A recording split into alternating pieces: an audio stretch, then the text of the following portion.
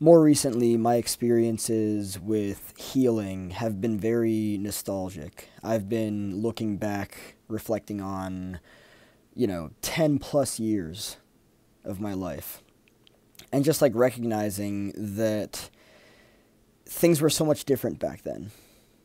I'm pulling back the layers, I'm sitting with the thoughts and the feelings and stuff, and, you know, my own capacity to be present throughout my life has been very vacant, I guess the word is.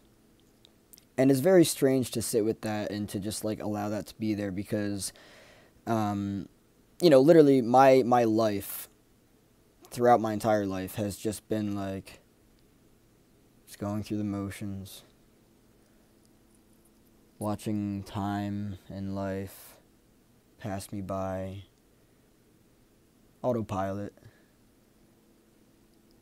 dissociated, all that kind of stuff, and just like it's so interesting. Like there's actual music that I used to listen to growing up that I'm really only using for like healing purposes and stuff because it brings me back to remember what it was that was going on in my life at that point and everything.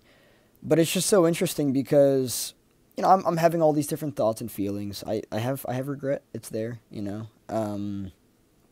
and I think that it's a necessary tool to use because if you don't regret something, maybe you didn't learn from it. Maybe you'll repeat it, and maybe that can be an issue. But what's so interesting is just sitting with these thoughts and feelings. It really is. It's not easy. It's actually very challenging, and it's also very lonely. Healing is an unbelievably lonely journey. I would argue because trauma in and of itself is a very unique experience.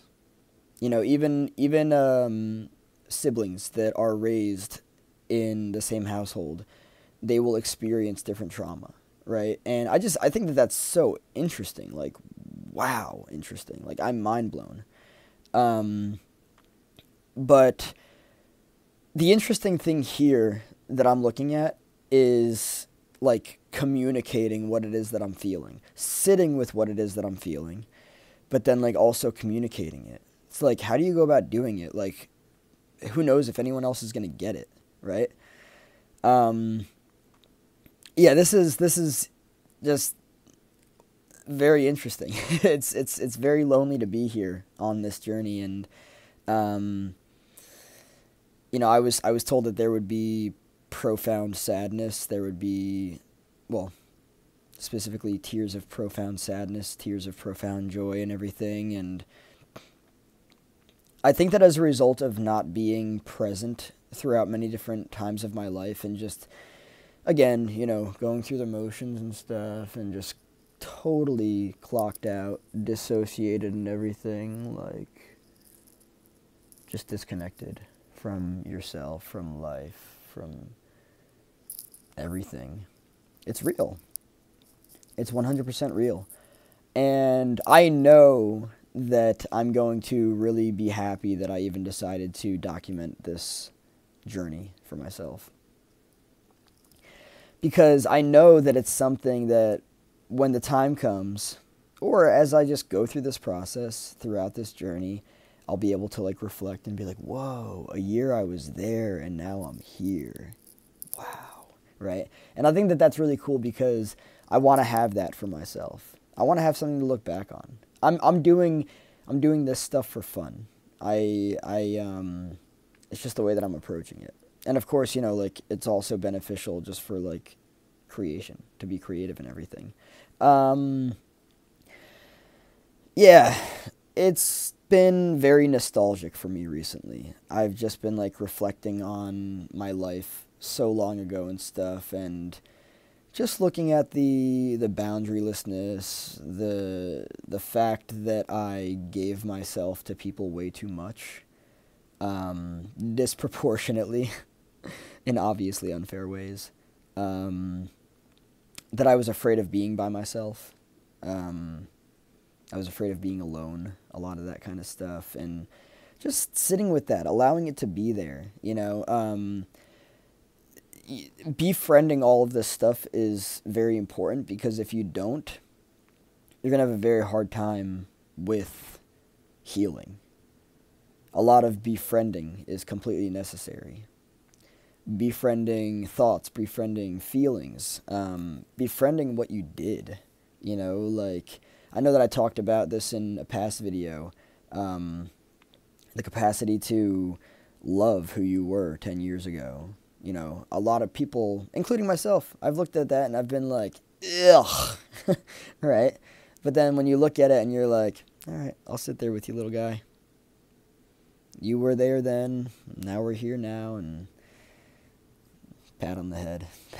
Just like, it's, I don't know, like,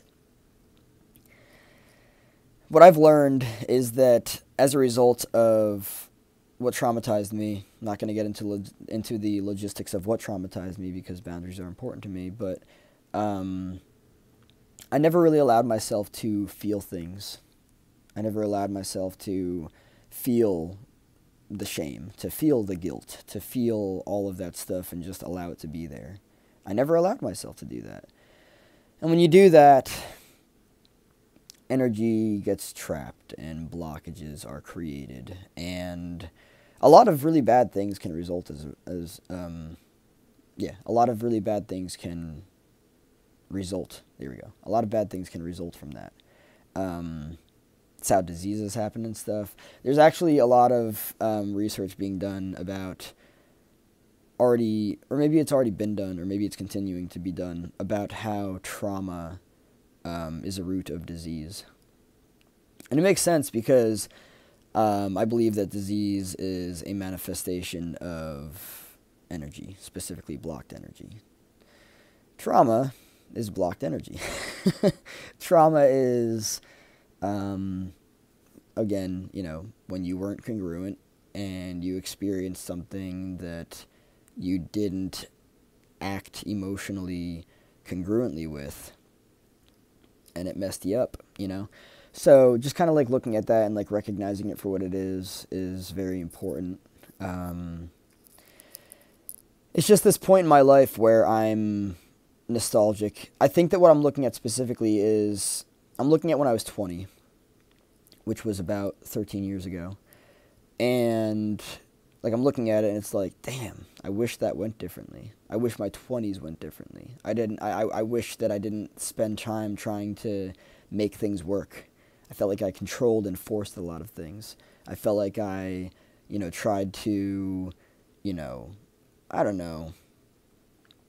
As a result of how I grew up, I was very conditioned into feeling like I needed to rescue people. And so I spent a lot of time throughout my entire life, not just my 20s, but throughout my entire life, trying to rescue people. And of course, it's not my responsibility. Never was my responsibility. But I'm just sitting with that, and I'm recognizing it for what it is. And I just wish that I did it differently, starting from 20. But all I can do now is, you know, move forward and change and be different. And that's what I'm looking forward to. So I'm excited for this journey to continue. And, yeah. I know that I have the ability to create an amazing life for myself, and I'm really excited for that, because that's already what's happening.